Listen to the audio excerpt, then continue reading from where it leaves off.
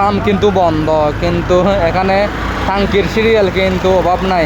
আস্তে আস্তে টাঙ্কির সিরিয়াল অনেক লম্বা হইতেছে। দেখেন গ্যাস তেল পাম্প কিন্তু একদম বন্ধ, ওনাদের লোকগুলোকেও দেখা যাচ্ছে না। কিন্তু এদিকে টাঙ্কির সিরিয়াল লম্বা হয়ে গেছে। টাঙ্কির সিরিয়াল দেওয়ার পর এদিকে অপেক্ষা করতেছে কখন যে পাম্প খুলবে, তেল দিবে, তেলের গাড়ি আসবে। কি দুঃখ!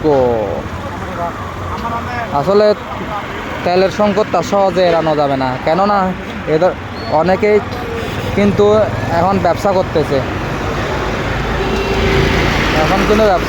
অনেক টাঙ্কি করে করে মজুত করতেছে আর ওগুলো বিক্রি করতেছে। এই ধরনের অনেক দেখা যাচ্ছে, কিন্তু টাঙ্কি দিয়ে সংগ্রহ করতেছে তেল আর মজুত করে বিক্রি করতেছে।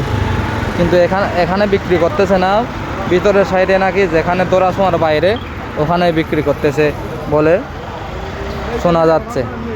দেখেন টাঙ্কির সিরিয়াল।